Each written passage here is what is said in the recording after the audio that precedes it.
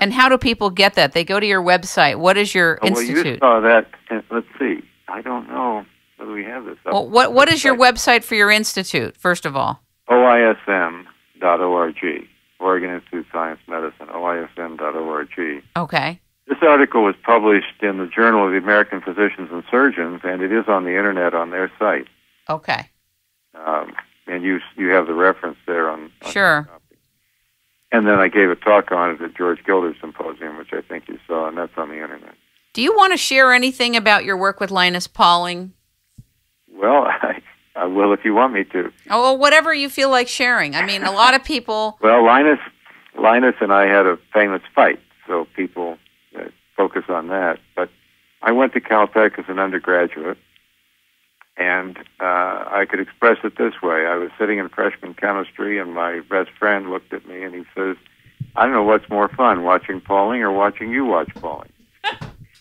He was a great teacher and a great chemist. I idolized him, and he became a close friend. I became almost family because my parents died while I was in graduate school, and so the Pauling family was largely my family. We worked together for 15 years. He was an outstanding scientist, and we did a lot of good work together. We founded an institute. The institute was sort of destroyed when we got in a fight. The name is now used at Oregon State University, where they're building something in his name. It's a sort of different organization. We got in a serious argument over vitamin C, and the reason was that Linus became more and more enamored with vitamin C, and he made quite a few public claims about its benefits, and it does have some benefits. But I was directing our lab then. We founded an institute which had one name. It was changed later to Linus Pauling Institute. I was president and research director, and Linus was chairman of the board. Anyway, I was working along there, and I wanted to know about the growth rate of cancer as a function of intake of vitamin C.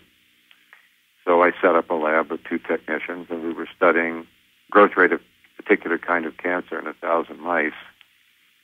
And the general results of the work were that there were 40 experiments, were that anything that improves the nutrition of the mice increases the growth rate of the cancer.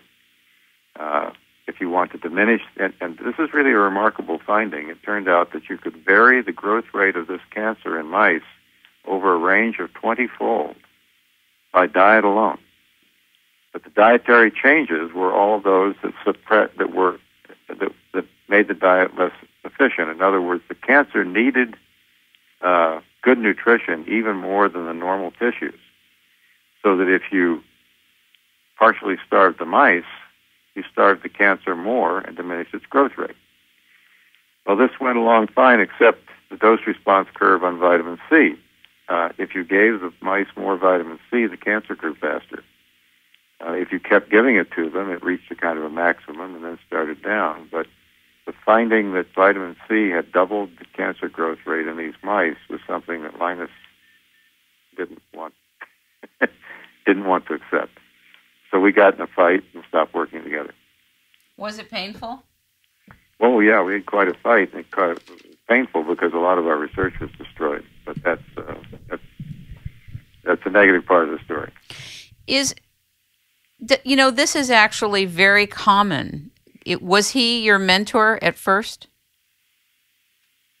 Was Pauling? Yes. Oh, surely. I took chemistry from him as an undergraduate and then worked with him in research at Caltech while I was a student.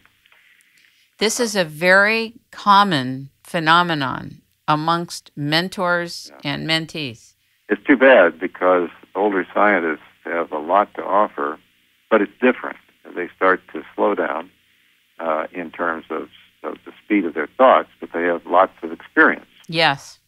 And I think many people hypothesized, made different hypotheses about the fight that Linus and I had, but some of them said, well, Linus just can't accept the younger man because his brain goes faster, but he doesn't have the experience. Together, we were a really good team. Right.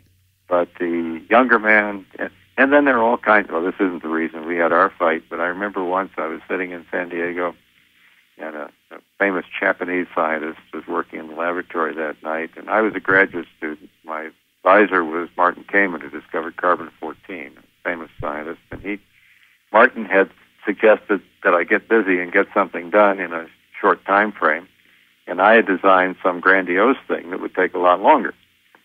And I mentioned this to this Japanese scientist, and he says, young man, plan long experiment. Old man, plan short experiment.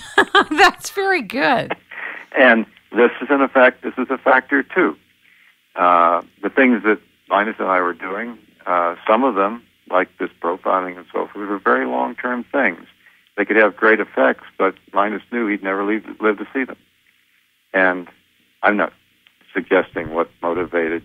I'm not trying to get inside his mind, but as you get older, you think differently, and though you have a lot to contribute to the younger person who's perhaps mentored, the two of you start to have somewhat different goals. I totally understand that. There was, in fact, the extreme of this is a book I had to read in the humanities department at Caltech when I was an undergraduate, The Death of Ivan Illich, by a Russian author. And the theme of the book, Ivan is dying, and everybody is coming around telling him, oh, no, you're not going to die, and so forth. But the basic theme is that Ian lives in an entirely different world. He's dying and the others aren't. That's very funny. And probably not to him. These scientists, while not dying, you become different. And then, of course, Linus, it wasn't just a fight between the two of us. He was unfortunate in that he had a son and a couple of other people who were kind of using him and trying to stoke this thing, and probably susceptible to arguments that here you're about to do a wonderful thing on vitamin C, and this Robinson is not enthusiastic enough about it, you see. And an older man trying to say, gee, I don't know whether I'll be here next year, but I got this great contribution to make, may be more susceptible to making personal errors because of the time frame he looks at. I'm just talking. This is not about telling you I got inside Linus's mind. No, I understand. But we had a fight, and that ended productive work at the institute we founded, and lost a lot of research, which was a tragedy. But he was one of the greatest chemists of his age, and a very fine teacher, and I enjoyed working with him for 15 years.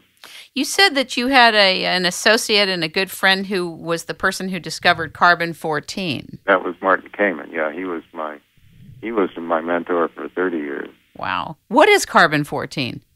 Well, carbon-14 is isotope of carbon. You know, each element has a fixed number of neutrons that determines the number of electrons that are in the atoms of the element, but differing amounts of neutrons, so the elements can weigh different amounts and have different properties and still be chemically similar. So there's a carbon-12 is the common one. 12 means the atomic weight of the carbon.